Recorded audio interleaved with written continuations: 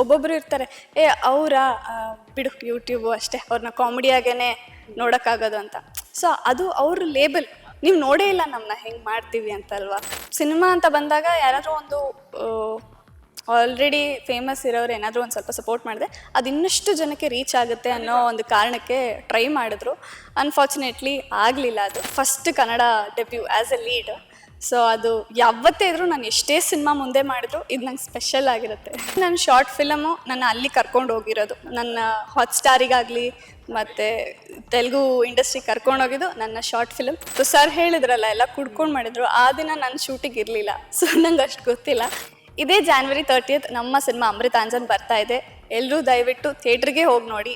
ನಮಸ್ಕಾರ, ನೀವು ನೋಡ್ತಾ ಇದ್ರ ಫಿಲ್ಮ್ ಬೀಟ್ ಕನ್ನಡ. ನಾನು ಚಂದನ. ನಮ್ಮ ಜೊತೆ ಇವತ್ತು ಪಾಯಲ್ ಸಂಗಪ್ಪ ಅವರಿದ್ದಾರೆ. ಇವರ ಹೆಸರು ನಿಮಗೆ ಸಿಕ್ಕಾಪಟ್ಟೆ ಚೆನ್ನಾಗಿ ಗೊತ್ತಿರುತ್ತೆ, ಯಾಕಂದರೆ ಫಸ್ಟ್ ಶಾರ್ಟ್ ಫಿಲಿಮ್ ಬಂದಾಗ ಯಾರಪ್ಪ ಈ ಸುಂದ್ರಿ ಅಂತ ಇನ್ಸ್ಟಾಗ್ರಾಮಲ್ಲೆಲ್ಲ ಹುಡುಕಿರ್ತಿರಲ್ಲ, ಅವರೇ ಈ ಸುಂದ್ರಿ. ಬನ್ನಿ ಅವ್ರನ್ನ ಮಾತನಾಡಿಸ್ತಾ ಹೋಗೋಣ. ಮೊದಲನೇದಾಗಿ ಹೇಗಿದ್ದೀರಾ? ಚೆನ್ನಾಗಿದೆ, ನೀವು ಹೇಗಿದ್ದೀರಾ? ನಾವು ಸೂಪರ್ ಆಗಿದ್ದೀವಿ. ಆ್ಯಕ್ಚುಲಿ ನಾನು ಕರೆಕ್ಟಾಗಿ ಹೇಳಿದೆ ತಾನೆ? ತುಂಬ ಚೆನ್ನಾಗಿ ಹೇಳಿದ್ರಿ. ತುಂಬಾ ಜನ ಹುಡುಕಿದ್ರು ಕೂಡ ಯಾರಿರ್ಬೋದು ಇವರು ಅಂತ. ಸೊ ಇವಾಗ ಅದೇ ಫಸ್ಟ್ ಹೆಸರಿಟ್ಕೊಂಡು ಮತ್ತೆ ದೊಡ್ಡ ಸ್ಕ್ರೀನಲ್ಲೂ ಮತ್ತೆ ಅಷ್ಟೇ ಕಮಾಲ್ ಮಾಡಕ್ ಹೊರಟಿದ್ರ. ಸೊ ಹೇಳಿ, ಹೇಗಿತ್ತು ಈ ಜರ್ನಿ ಓವರ್ ಆಲ್ ಆಗಿ? ತುಂಬ ಚೆನ್ನಾಗಿತ್ತು. ನನಗೆ ಸಿನಿಮಾ ಅನ್ನೋದು ತುಂಬ ಹೊಸದಾಗಿತ್ತು. ಅವಾಗ ಟೀಮ್ನ ಫಸ್ಟ್ ಮೀಟ್ ಆದಾಗ ಪ್ರತಿಯೊಬ್ಬರು ಹೊಸಬ್ರು, ರಿಹರ್ಸಲ್ ಮಾಡಿ ಎಲ್ಲ ಹೊಸದಾಗಿತ್ತು.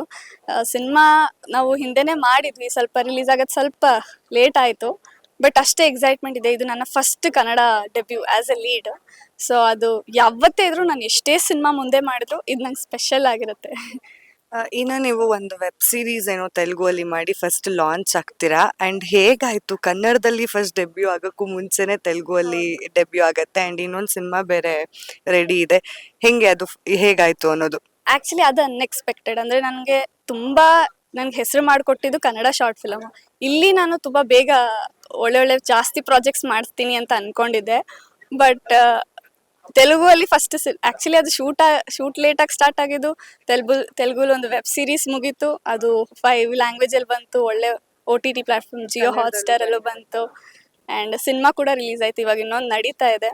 ಬಟ್ ಫಸ್ಟ್ ಕನ್ನಡದಲ್ಲಿ ಆಗಬೇಕಿತ್ತು ಅಂತ ತುಂಬ ಇತ್ತು, ಬಟ್ ಆಗಲಿಲ್ಲ. ಲುಕ್ಕಿಂಗ್ ಫಾರ್ವರ್ಡ್ ನಮ್ಮ ಅಮೃತಾಂಜನ್ ಸಿನಿಮಾಗೆ. ಬಟ್ ಏನು ಖುಷಿ ಇದೆ ಅಂದರೆ ಅದೇ ನನ್ನ ಶಾರ್ಟ್ ಫಿಲಮು ನನ್ನ ಅಲ್ಲಿ ಕರ್ಕೊಂಡು ಹೋಗಿರೋದು, ನನ್ನ ಹಾಟ್ಸ್ಟಾರಿಗಾಗಲಿ ಮತ್ತು ತೆಲುಗು ಇಂಡಸ್ಟ್ರಿ ಕರ್ಕೊಂಡೋಗಿದ್ದು ನನ್ನ ಶಾರ್ಟ್ ಫಿಲಮ್. ಅದಕ್ಕೆ ನಾನು ಯಾವತ್ತೂ ಗ್ರ್ಯಾಟಿಟ್ಯೂಡ್ ನನಗಿರುತ್ತೆ. ಆ್ಯಂಡ್ ನಿಮ್ಮ ಕ್ಯಾರೆಕ್ಟರ್ಸ್ ನೋಡಿದ್ರೆ ಶಾರ್ಟ್ ಫಿಲಿಮ್ಸಲ್ಲೆಲ್ಲ ತುಂಬ ಡಿಫ್ರೆಂಟ್ ಆಗಿರುತ್ತೆ.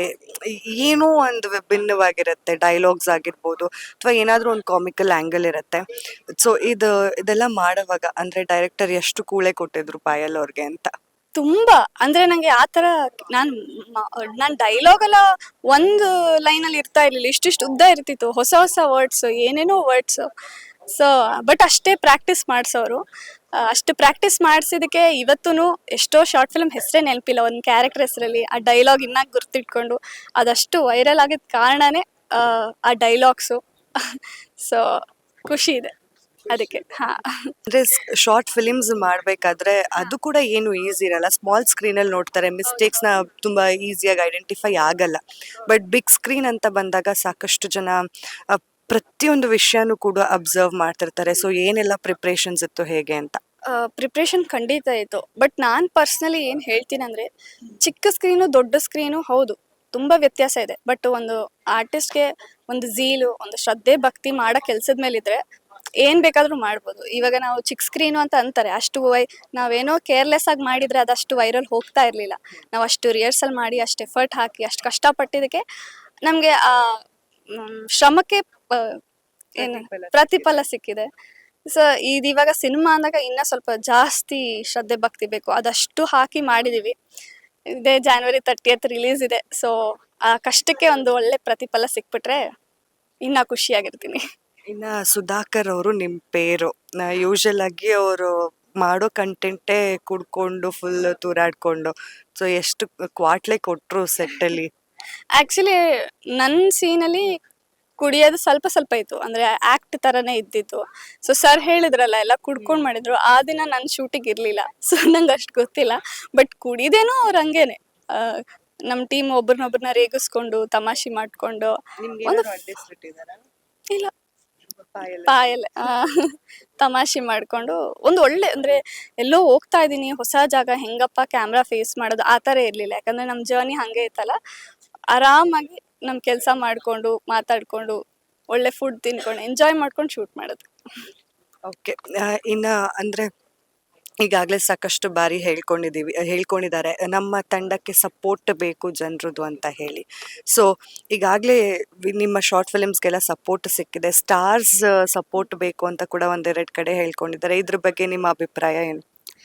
ಅದೇ ಅವರು ಟ್ರೈ ಮಾಡಿದ್ದಾರೆ. ಅಂದ್ರೆ ನಾವು ಹೊಸಬ್ರು, ಸಿನಿಮಾ ಶಾರ್ಟ್ ಫಿಲಮ್ ಅಲ್ಲಿ ಏನೇ ಹೆಸರು ಮಾಡಿದ್ರು ಸಿನಿಮಾ ಅಂತ ಬಂದಾಗ ಯಾರಾದ್ರೂ ಒಂದು ಆಲ್ರೆಡಿ ಫೇಮಸ್ ಇರೋರು ಏನಾದರೂ ಒಂದು ಸ್ವಲ್ಪ ಸಪೋರ್ಟ್ ಮಾಡಿದ್ರೆ ಅದು ಇನ್ನಷ್ಟು ಜನಕ್ಕೆ ರೀಚ್ ಆಗುತ್ತೆ ಅನ್ನೋ ಒಂದು ಕಾರಣಕ್ಕೆ ಟ್ರೈ ಮಾಡಿದ್ರು. ಅನ್ಫಾರ್ಚುನೇಟ್ಲಿ ಆಗಲಿಲ್ಲ ಅದು. ಸೊ ಇವಾಗ ನನಗೇನು ಪರ್ಸನಲ್ ಅನಿಸಿದೆ, ನೀವೇ ಬಿಗ್ಗೆಸ್ಟ್ ಸ್ಟ್ರೆಂತ್ ಇವಾಗ ಅವರು ಮಾಡಲಿಲ್ಲ ಅಂದಾಗ ನಾವೇನು ಫೋರ್ಸ್ ಮಾಡೋಕ್ಕಾಗಲ್ವಲ್ಲ. ಸೊ ನೀವೇ ನಿಂತು ನೀವೇ ನಮ್ಗೆ ಇವಾಗ ಸೂಪರ್ ಸ್ಟಾರು, ನೀವೇ ನಮ್ಗೆ ಒಳ್ಳೆ ಓಪನಿಂಗ್ ಕೊಡಬೇಕು. ಈಗ ಜನ ಥಿಯೇಟರಲ್ಲಿ ಬಂದು ಈ ಸಿನಿಮಾನ ಯಾಕೆ ನೋಡಬೇಕು ಅನ್ನೋ ಒಂದಷ್ಟಿರುತ್ತೆ. ಬಿಕಾಸ್ ನಾವು ಯೂಟ್ಯೂಬಲ್ಲಿ ನೋಡ್ಕೊಂಡು ಬಿಡ್ತೀವಿ, ರಿಲೀಸ್ OTTಗೆ ಬಂದಮೇಲೆ ನೋಡ್ಕೋತೀವಿ, ಈ ಥರ ಒಂದಷ್ಟು ಜನದ ಮೈಂಡ್ ಸೆಟ್ ಕೂಡ ಇರುತ್ತೆ. ಸೊ ಯಾಕೆ ಈ ಸಿನಿಮಾ ನೋಡ್ಬೇಕಂತ ನೀವು ಹೇಳ್ತೀರಾ? ಖಂಡಿತ ಸಿನಿಮಾ ಲವರ್ಸ್ ಅಂತೂ ಥಿಯೇಟರ್ಗೆ ಹೋಗೋದು ಬಿಡಲ್ಲ. ನನ್ಗೆ ಗೊತ್ತಿರಂಗೆ OTT ಎಲ್ಲ ಬಂದು ತುಂಬ ಕನ್ವೀನಿಯೆಂಟ್ ಆಗೋಗಿದೆ. ಯಾವಾಗ ಬೇಕಾದ್ರೂ ಪ್ಲೇ ಪಾಸ್ ಮಾಡಿ ಆಮೇಲೆ ನೋಡ್ಕೊಳ್ಳೋಣ ಅನ್ನೋ ಥರ ಇರುತ್ತೆ. ಬಟ್ ನಿಜವಾಗ್ಲೂ ಸಿನಿಮಾ ಲವರು ಥಿಯೇಟ್ರಿಗೆ ಬಂದು ನೋಡ್ತಾರೆ. ಸೊ ಒಳ್ಳೆ ಕಂಟೆಂಟ್ನ ಯಾವತ್ತೂ ನಮ್ಮ ಜನರು ಬಿಟ್ಕೊಡಲ್ಲ. ಸೊ ಸಪೋರ್ಟ್ ಮಾಡೇ ಮಾಡ್ತಾರೆ. ಯಾವ್ಯಾವ ಭಾಷೆನೇ ಸಪೋರ್ಟ್ ಮಾಡ್ತಾರೆ ಅಂದರೆ ನಮ್ಗೆ ಒಳ್ಳೆ ಕನ್ನಡ ಕಂಟೆಂಟು ಒಳ್ಳೆ ಚೆನ್ನಾಗಿ ಬರ್ತಿದೆ ಅಂದರೆ ಒಳ್ಳೆ ಪ್ರೈಡ್ ಅವ್ರಿಗೆ ಬೇರೆ ಕಡೆನೂ ಹೇಳ್ಕೊಳಕ್ಕೆ. ಸೊ ಅದಕ್ಕೆ ಮೋಸ ಮಾಡಲ್ಲ, ನಮ್ಗೆ ಒಳ್ಳೆ ಕಂಟೆಂಟು. ಸೊ ಜನರು ನಮಗೆ ಆ ಒಳ್ಳೆ ಕಂಟೆಂಟ್ಗೆ ಖಂಡಿತ ಸಪೋರ್ಟ್ ಮಾಡ್ತಾರೆ ಅಂತ ನಂಬಿದ್ದೀನಿ. ಆ್ಯಂಡ್ ನಾನು ಈ ಕ್ವೆಶನ್ ಕೇಳಲೇಬೇಕು. Actually big boss Kannada season 12 ಶುರು ಆಗ್ತಿರ್ಬೇಕಾದ್ರೆ ಎಲ್ಲ ಕಡೆ ಪಾಯಲ್ ಅವ್ರ ಹೆಸರು ಓಡಾಡ್ತಿತ್ತು, ಬಿಗ್ ಬಾಸಿಗೆ ಹೋಗ್ತಾರೆ ಅಂತ. ಆ್ಯಂಡ್ ನೀವು ಕಾಣಿಸ್ಕೊಂಡಿಲ್ಲ. ಅವಾಗ ಇನ್ನೊಂದು ಹೊಪ್ಸು ವೈಲ್ಡ್ ಕಾರ್ಡಿಗೆ ಹೋಗ್ತಾರೆ ಅಂತ, ಈ ಥರ ಎಲ್ಲ ಹೆಸರುಗಳು ಕೇಳಿ ಬಂದಿತ್ತು. ಏನಾದರೂ ಹೋಗೋ ಪ್ಲ್ಯಾನ್ ಇದೆಯಾ ಅಥವಾ ಕಾಲ್ ಬಂದಿತ್ತಾ, ಹೇಗೆ? ಅಂದ್ರೆ ಹೋಗಕ್ ಆಗಿರ್ಲಿಲ್ಲ, ಯಾಕಂದ್ರೆ ನಂಗೆ ಬೇರೆ ಪ್ರಾಜೆಕ್ಟ್ ಕಮಿಟ್ಮೆಂಟ್ ಇತ್ತು. ಒಂದು 6 ಮಂತ್ಸ್ ಬಂದಿತ್ತು. ಸೊ ಹೋಗಕ್ ಆಗಿರ್ಲಿಲ್ಲ, ಬೇರೆ ಪ್ರಾಜೆಕ್ಟ್ ನಡೀತಿತ್ತು ಅಂತ ಹೋಗಕ್ ಆಗ್ಲಿಲ್ಲ. ನೋಡೋಣ, ಅದು ಗೊತ್ತಿಲ್ಲ. ಏನು ಪ್ರಾಜೆಕ್ಟ್ ಇಲ್ಲ ಅಂದ್ರೆ ಹೋಗೋ ಚಾನ್ಸಸ್ ಇದೆ. ಹಾ, ನೋಡೋಣ. ಓಕೆ. ಈಗ ನೆಕ್ಸ್ಟ್ ಏನು ಮಾಡ್ಬೇಕಂತ ಇದ್ದೀರಾ ಅಮೃತಾಂಜನ್ನಲ್ಲಿ? ಆ್ಯಂಡ್ ಇನ್ನೊಂದು ಪ್ರಶ್ನೆ ಏನಪ್ಪಾ ಅಂತ ಹೇಳಿದ್ರೆ, ಒಂದು ಫ್ಯಾಮಿಲಿ ಆಡಿಯನ್ಸ್ ಕನೆಕ್ಟ್ ಆಗುವಂತಹ ಕಂಟೆಂಟ್ ಇದೆ ನಿಮ್ಮ ಸಿನಿಮಾದಲ್ಲಿ ಅಂತ ಹೇಳ್ಬೋದು. ಅಂದರೆ ಒಂದು ಎಮೋಷ್ನಲ್ ಕೂಡ ಇದೆ. ಎಷ್ಟು ನಗಿಸ್ತಿರೋ ಅಷ್ಟು ಅಳಿಸ್ತೀರಾ ಅನ್ನೋ ಭರವಸೆ ಈಗಾಗಲೇ ಸಾಂಗ್ ಮೂಲಕ ಗೊತ್ತಾಗಿದೆ. ಇದ್ರ ಬಗ್ಗೆ ಹೇಳೋದಾದ್ರೆ? ಇದ್ರ ಬಗ್ಗೆ ಹೇಳ್ಬೇಕಂದ್ರೆ ಎಲ್ಲಾರ್ಗೂ ನಾವು ನಗಿಸ್ತೀವಿ ಅಂತ ಮಾತ್ರ ಗೊತ್ತು. ಆಸ್ ಅ ಕಲಾವಿದರಿಗೆ ಒಂದು ಒಳ್ಳೆ ಪ್ಲಾಟ್ಫಾರ್ಮ್ ಸಿಕ್ಕಿದ್ರೆ ಒಳ್ಳೆ ಕ್ಯಾರೆಕ್ಟರ್ ಆ ಥರ ನಮಗೆ ಪಾತ್ರ ಬಿದ್ದಿರ್ಲಿಲ್ಲ, ಅದಕ್ಕೆ ನಮ್ಮನ್ನ ಆ ಥರ ನೋಡಿರ್ಲಿಲ್ಲ. ಇದರಲ್ಲಿ ನನಗೆ ಒಂದು ಅಡ್ವಾಂಟೇಜ್ ಅಂದರೆ ಅಳೋ ಸೀನ್ ಆಗಲಿ, ಕೋಪ ಮಾಡ್ಕೊಳ್ಳೋದು, ನಗ್ಸೋದು ಎಲ್ಲ ಸಿಕ್ತು. ಸೊ ಆ ಥರ ಒಳ್ಳೆ ಪ್ಲಾಟ್ಫಾರ್ಮ್ ಸಿಕ್ಕಿದ್ರೆ ಅವಾಗ ನೀವು ನೋಡ್ಬೋದು. ನೀವು ಒಬ್ಬೊಬ್ರು ಇರ್ತಾರೆ, ಅವರ ಬಿಡು ಯೂಟ್ಯೂಬು ಅಷ್ಟೇ, ಅವ್ರನ್ನ ಕಾಮಿಡಿಯಾಗೇನೆ ನೋಡೋಕ್ಕಾಗೋದು ಅಂತ. ಸೊ ಅದು ಅವ್ರ ಲೇಬಲ್, ನೀವು ನೋಡೇ ಇಲ್ಲ ನಮ್ಮನ್ನ ಹೆಂಗೆ ಮಾಡ್ತೀವಿ ಅಂತಲ್ವಾ. ಸೊ ಅದು ನಮ್ಗೆ ಇಲ್ಲಿ ಸಿಕ್ಕಿದೆ, ಆ ಪ್ಲಾಟ್ಫಾರ್ಮ್ ನಂಗೆ ಇಲ್ಲಿ ಸಿಕ್ಕಿದೆ. ಸೊ ಬರೀ ನಗ್ಸೋದಲ್ಲ, ಅದು ನಗ್ಸೋದು ಕಷ್ಟ ಅಂತಾರೆ, ಅದ್ರಲ್ಲಿ ನೋಡಿದೀವ ನಾವು ಮಾಡ್ತೀವಿ ನಗಿಸ್ತೀವಿ ಅಂತ. ಬಟ್ ಇನ್ನಷ್ಟು ಹೊಸ ಪಾತ್ರ, ಸೀರಿಯಸ್ ಆಗಲಿ ಎಮೋಷನ್ ಪಾತ್ರ ಮಾಡಬೇಕು ಅಂತ ನಂಗೆ ಪರ್ಸ್ನಲಿ ತುಂಬ ಇಷ್ಟ ಇದೆ. ಸೊ ನೋಡೋಣ, ಇದು ಆದಮೇಲೆ ಒಳ್ಳೊಳ್ಳೆ ಪ್ರಾಜೆಕ್ಟ್ ಅಲ್ಲಿ ಬೇರೆ ಬೇರೆ ಥರ ಕಾಣಿಸ್ಕೋಬೇಕು ಅಂತ ನನಗೂ ಆಸೆ ಇದೆ. ಈಗ ತೆಲುಗು ಅಲ್ಲಿ ಕಂಪ್ಲೀಟ್ ಕಾಮಿಡಿನೇ ಇರಲಿಲ್ಲ, ಈಗ ನೀವು ಹೇಳಿದ್ರಲ್ಲ, ಅದು ಫುಲ್ ಸಟಲ್ ಕಾಮಿಡಿ ಇಲ್ದಿರೋ ಕ್ಯಾರೆಕ್ಟರು.